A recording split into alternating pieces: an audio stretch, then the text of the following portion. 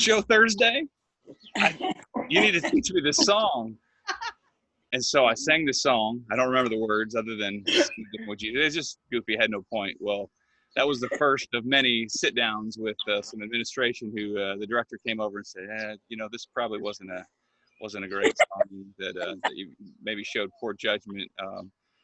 So that kind of set me into ministry, because I was like, okay, I think I can grow up offending people. And I don't know why. I was probably 13 or 14, and for some reason that story has stayed with me forever and ever. But correction and love, right? It was funny. It was definitely a big step forward in ministry training, because I remember the director was a minister, and I remember him sitting down, and I could see in his eyes, I don't care. I don't really want to have this conversation, but I have to do this. And so it was all good. It was all good. A better story is, I can still remember I was 13. It was probably before this happened and I fell, but I can still remember being at a campfire one night, and that's where I felt the calling of God in my life, and was convicted to be baptized there, and called my mom and dad in the middle of the night, and really kind of helped set my path towards ministry. And I don't want to overstate it and say, well, if it wasn't for church camp, it never would have happened. But it did happen, and it was a huge kind of nudge towards the life that I live now, and that was 30 years ago. So that was always a prominent place in my life. But I felt it. It wasn't just a kind of mental decision like I needed to do this day, but it was really a full body kind of conversion. It was really cool. So that's awesome. Was it a lake or like a pool baptism? It was a lake. I know it didn't happen in my baptism, but I know we used to go swimming to get leeches in the sometimes. So fortunately, that would have been a really cool story if I had been baptized and it came out with leeches. Like there would have been some kind of like story there that I could have shared forever. But sucking the sin. Yeah. But that evening in the lake was clean. I came out and all that. But that's cool. As far as you know, right? And MaryBeth, what about for me, I grew up as a kid. I was going to camp as soon as I was old enough to go all the time. It was the highlight of my summer. Wonderful relationships, lots of wonderful memories at Fall Creek Falls made as a kid, going to their group camp. And then when Adam and I began professional ministry, being able to serve at Fall Creek Falls, but with a different group, going there and continuing those memories, and just being able to, on the other side, on the staff side of it, be able to work with those girls and still have these lasting relationships, be able to just be their counselor and get really close to. And so it was hard. That was one of the hardest things about moving up here to Ohio, was having to leave some of those relationships and knowing that we wouldn't have the same kind of time in the summers, and we would have a different group that we would be working with. But then, and Adam and I both had such profound experiences with camp as kids that when we had kids, we couldn't wait to be able to give them that opportunity and share a church camp with our kids as campers, and kind of being able to do that has just been so, I can't even put it into words, like how special it is to be able to see them have that. And we were really, really looking forward to our kids getting to have that experience, especially now that they're at just really good, that middle school and like early high school ages, just to have that impact. So we were really sad that they're missing out on that opportunity to have that experience. But being a way of life, especially, and I will say especially this year, 2012, my first year with the amazing Amy Ice in the senior girls cabin. She is. It was something. So I just, last night I was looking back on some pictures and memories, getting ready for today from that year, and it just all came rushing back. Amy, that was a great year. I mean, we've had many, many great years. Every year's great, but that was there was something about that one. It was our first year together, our first year with those senior girls, and that group, they still blow me away. So it was a good year. Yeah, it was definitely. We love Way of Life. Yeah, it's good times, and we obviously miss being in those spaces. 2012 was actually the year when my youngest Callan was born, and so this is a week that I did not get to go. It was like the first in like 30 years, but we did get a chance to visit and come up, and obviously, I watched that video last night as well, the recap video. And just seeing even Clark in the background, or pictures of I think of even Isaac. I think that would have been maybe your second year or something like that back in the day. And so definitely really cool. And the theme that year was swimming upstream. And I think obviously this is open to anyone that wants to comment. But when you think of swimming upstream, what do you think? What comes to mind?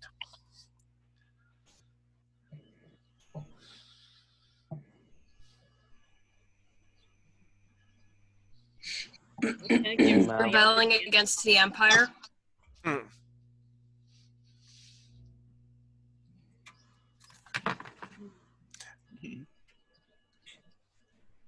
Adam, looked like you were going to start to talk. Swimming upstream. What comes to mind when you think swimming upstream?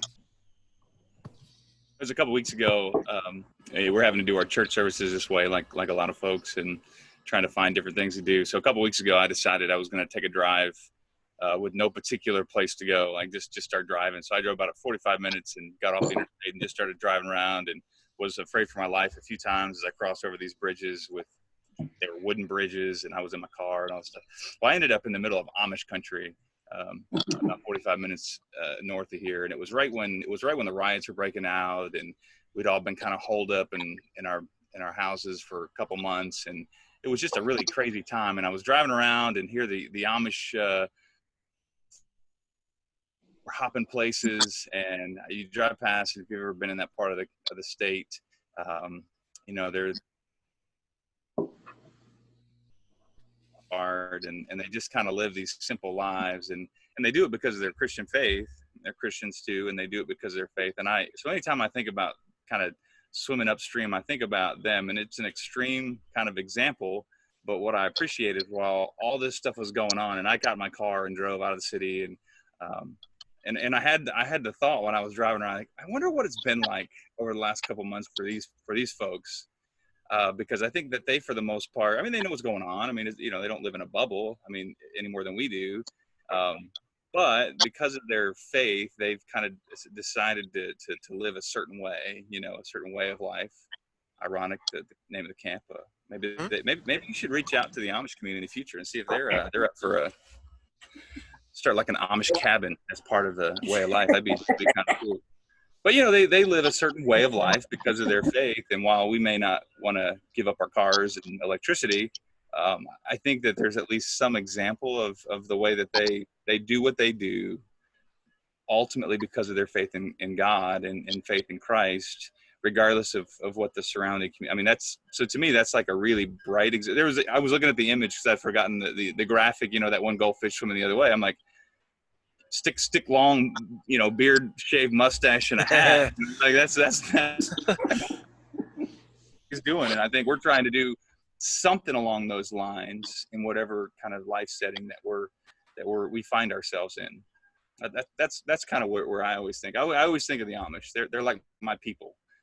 I'm an aspiring Amish guy. Here we go. I'm actually from Wayne County, Worcester. Yeah. So I had a large amount of experiences there. When I was back in the day, one of my first jobs was bagging groceries. And I believe it or not, they would come into Hawkins grocery store, and man, they would buy up some groceries, and you were bagging groceries for days when they would come through. In fact, a number of people would of the other workers would scatter as soon as they would see them coming up, because they knew the amount of work that we were about ready to enjoy, for sure. And what about MaryBeth? What do you think when you hear the swimming upstream?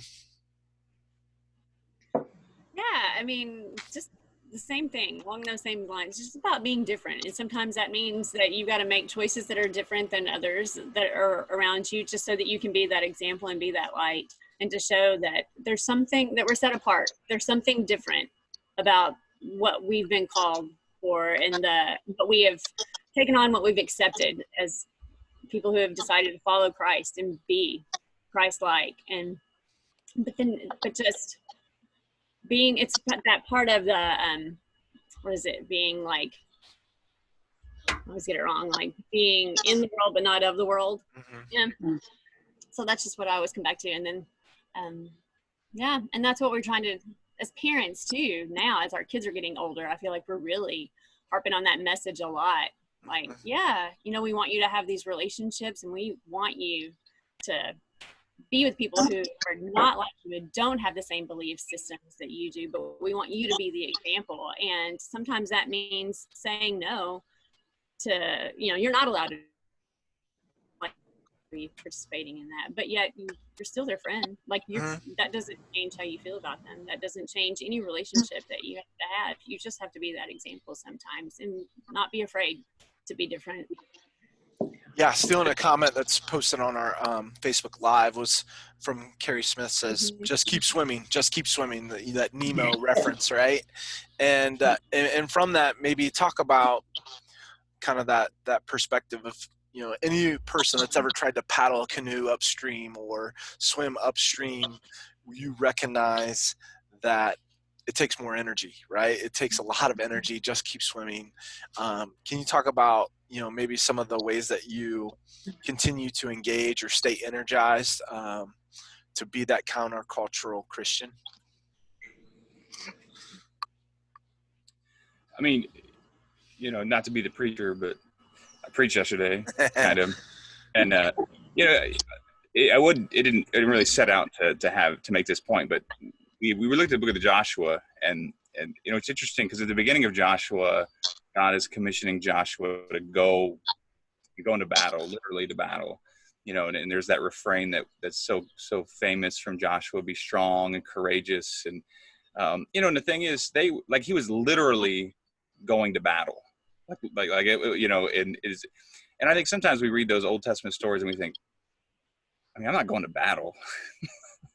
like I'm not going to fight anybody. I'm not going to kill anybody. Like, there's nobody really trying to kill me. And so I think sometimes you read those stories, and Joshua's kind of maybe the extreme example, but they're similar, where you think, I mean, it almost seems naive or petulant to like use ourselves in comparison to that.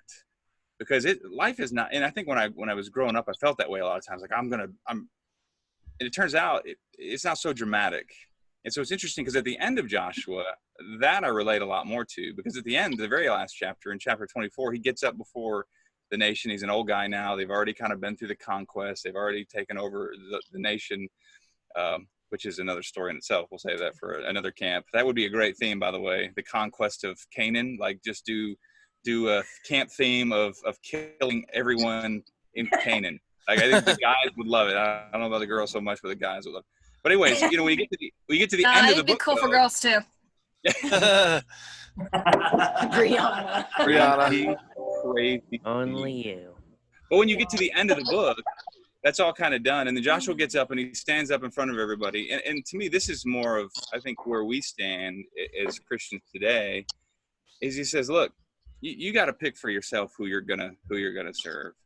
You can serve the people that you know, the old ways, the old guard. There's new ways now. We've gone into this new land, and you can serve those people. And then there's that last statement that's on like everybody's kitchen decorative plates and stuff. But as for me and my house, we're going to serve the Lord. And I never really thought about that in that way. But I think sometimes we make it too challenging, and I think that's all we're really asking. That's all really Christ is asking of us, is that we just stand our feet. I think sometimes teenagers may feel like, I got to convert all my friends, and there's all this bad stuff around. Well, guess what? That doesn't really change as you get older. I mean, there's always that stuff around. The question is just at our feet, and this is where, you know, the idea of swimming upstream is just maybe not even swimming. It's just standing firm. It's just saying, this is, and it's not to say that we're not growing, we're not maturing. We are, but we're just confident in the faith that we've established, and the people that have nurtured that faith in us. You see that in the New Testament with Timothy and other people that have been surrounded. That's why the church is important, and that's why the camp is important, the staff and people that enrich your lives, so that when you have moments of, that tide begins to pull you the other way, or that riptide is pulling you in, you got to have a Joshua moment where you say, where am I going to put my chips? You know, if you're a poker guy, where am I going to put my chips? I want my chips in this faith that's been kind of bred in me, or go the other way. So that's the preacher now. It relates, I think, to that. I like Joshua. I think it relates to this whole topic. Yeah, and then I would add to that too. You know, sometimes you have to. What really helps and helps you stand firm and give you that confidence and that perseverance to keep swimming upstream is just having others that are doing it with you. Like, have your people who have those shared faith, that shared feeling. So that when you're feeling weak, maybe they can help push you along and drag you upstream. Be like the salmon who are all going together upstream. You don't have to go at it alone. Know who your people are. And that's one of the wonderful things about camp is that, you know, you get a week surrounded with your people, building new relationships that will become your people outside that week at camp. And so, but yeah, have those connections, have those people that you can reach out to and that, you know, they got your back. For sure. Yeah. And I think, a number of people on there, some of, you know, it looks like Hannah Holton kind of watching, Dion Frazier, Abigail Demchek, Marcia Manning, just a number of people watching on Facebook, as well as, you know, our crew here. And I think maybe, you know, as we're continuing or maybe trying to, you know, wrap up some of the questions and then maybe see if there's any other questions from others for you guys is, and growing off of that, when you think of swimming, you know, in our youth today, swimming upstream, like what suggestions do you have to help encourage them? And I think that definitely would be one. Brianna has, yeah, go ahead, Brianna. I think one of the best things you can do for swimming upstream is asking questions about what the Bible and what it means and finding the answers on your own. That's awesome. Or with other people. Yep. Asking questions is good. It is. Yep. Yeah, I would ask lots of questions. One of the things I think that's really important today is, you know, the world. So this is the dumbest like dad illustration ever, but I use it all the time because like when we were kids and we were hanging out with somebody and you wanted to know, a song came on the radio and you're like, who sings this song? It would lead to a 10-minute discussion about who sang that song. Or if you're watching a movie and you see somebody like, what movie is that guy in? Or I know this, like you would spend 2 hours trying to figure it. Now, like it's the game's over. It's so stupid because you just hold your phone up. You're like, well, duh, that's this song. And, Yeah. and I think our faith questions are similar, where there was a time. So I think that's kind of shaped how we see things is especially for young people who grew up in that world. Like we grew up in the world of, well, I got to do some research at the library to find out, you know, who was in that encyclopedia. Now, Break out the encyclopedia. Yeah, the World Book we all had in our, and I'm not that old, but the World Book. But now, and I think young people have a tendency to look at faith that way. Like I should be able to know the answer just real quick and spit it out. And you go ask Google every question you have and it spits out that way. And our faith questions are a little bit different. They require a little bit more nuance. They're much more complicated. And I think we have to be willing to listen to people who are different than us. You know, there was a time where the church, when Christians were really afraid of people who thought differently than we did, and we had to build up a wall and keep our thoughts inward and train our people to be able to embrace or to be able to, you know, prove everybody else wrong. And man, that world is gone. And one of the things I've always thought was ironic was, if we believe what the Bible says, and that is that, you know, Jesus says that his way in John 10:10, he came to bring an abundant life, to bring a better life. Of subjecting his way to other people's critique. I mean, maybe they got a better way, right? So hear them out. and then that affords you the opportunity to share what you know about Jesus. And if we take him at his word, he's always going to win out. Like we don't have to beat anybody over the head with him. We don't have to prove anybody else wrong. We just have to take what he's saying and hold it against anybody else. Not necessarily the people that uphold it, because we're all sinful and we all, so that's kind of the challenge. But I think for young people today, that's a big deal. You got friends who are Muslims, listen to them, hear them out, see what their faith is, hear what their perspective is, because if you want them to hear about Jesus from your perspective, then you probably better be willing to hear what they have to say. And so don't be afraid of that.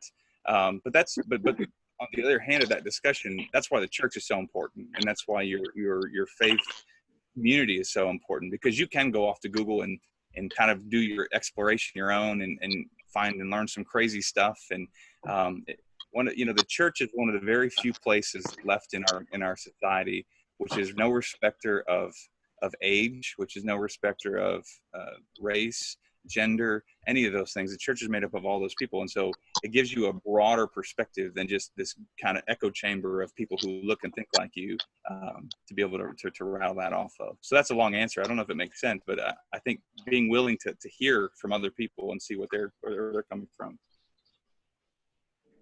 You can fix that. Make it sound better. Adam's a preacher. He likes to talk.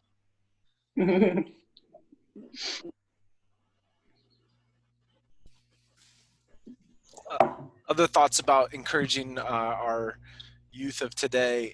How do they continue to stay energized, or so we talked about listening to people, even listening to different perspectives. Talked about also staying connected, which is obviously the goal of this week, is to help people stay connected. What's something our campers past and present, that senior girl that was in that cabin in 2012, what's something that they can do even this week that you would recommend as we kind of wrap up here this morning?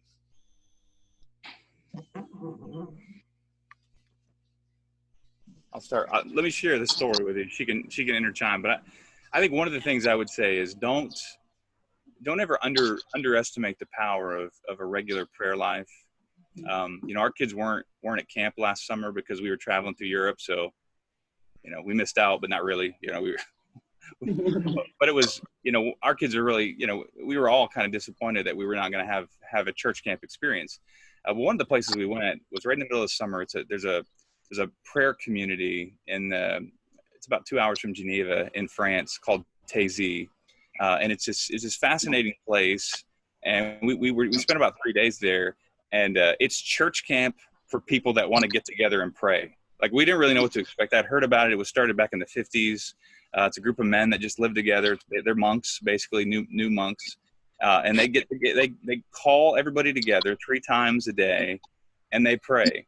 And they've kind of established their own routines, and there were people from all over Europe and it's for young people. We were the old people there. We actually stayed at a separate place, but it's for teenagers, 15 to 22, 23 years old. And they go there to pray. That if you wanted to have a theme, you're like, hey, here's our theme this year is prayer. Well, they don't just sit around and have Bible studies about prayer, even though they do that, but they have gatherings, and they come and they chant, and there's people who speak all these different languages, and they would come and it was one of the most incredible experiences that we had. Because we didn't really know what it would be like. But when we got to the end of the weekend, I think they're probably sleeping or whatever. But if you ask them, they would say that was one of the highlights of their summer. All the things that we did, we traveled 15 different countries or whatever, but one of the highlights of their summer was Taizé. And if you ask them, well, what did you do there? I mean, it wouldn't take long before you go, well, we prayed. You're like, what? You just prayed the whole time? So, and yeah, it was exotic, and you're out of the country, and there's people from all over the world and all this stuff. But at the heart of it, when you pull everything back, it was really just prayer. And so I think that, when you're really struggling with what do I do? Like, how do I try to maintain this? Because the upward stream is so strong. Don't forget to just carve out time to take your phone, set it aside for a little while, and just spend some time with God. If there's one thing to take away, that's probably it. I'm done. You can talk about Tazy from your perspective. I mean, it was an incredible week. It was very moving. And one thing about that and about it being for young people, and one thing that I always like saying to campers and then just to everyone, it's like, don't ever think that because you're young, because you're not baptized, because you are newly baptized, no matter what, don't ever think that like your voice doesn't matter and that you don't have something to add and that you don't have something to contribute. And you have power no matter what your age, like you have a voice and you matter no matter what it is. Like, don't ever say, oh no, I don't know enough. I'm only 14. I don't know as much as someone. No, I've heard so much wisdom come out of so many people. You want to talk about way of life. So much wisdom come out of these campers, these in our cabin, these young girls. Oh man, keep proclaiming that, and you're going to change the world. Don't ever think you can't. You know, we can, looking back at who we had in our cabin in 2012, and I'm looking at those girls. Some of them, well, I mean, they all are just amazing. And then just to see, some of them have been back and they've been staff members at camp, and you can see they're all grown up now. But you know, it's just, you can change the world. Well, what was interesting went to Tazy. This is for the board to suggest for here. They really didn't have counselors. Like, that was one of the most interesting things, is they just kind of trusted the teenagers. They're a little bit older. The 14, 15 was about the youngest teen, but I mean, they had some staffing, but for the most part, they just kind of trusted the Spirit to work among people that were there. And I think that's kind of what MaryBeth was talking about, is just allow, I mean, the same Spirit that's at work within us is the same Spirit that raised Jesus from the dead, right? That's what the Bible teaches. And that same Spirit is in you if you're 12 or if you're 70. I mean, it doesn't really matter. You have that same Spirit living in you. And so trust that God's Spirit is alive and something that you can connect to. Yeah, for sure. And, obviously as we wrap up here this morning, just appreciate you guys sharing, this message from 2012, but the message that continues to live on today in your own experiences and how you instill that into your kids, encouraging them to have those connections, but then also to just reach out and draw strength from each other. So all of those parts and pieces are huge, and again, thank you for joining us and continuing on this path with us and this way of life, and sharing your experiences with others. So we appreciate that. I'm going to go ahead and end the live stream, but we can all kind of hang on here and chat afterwards.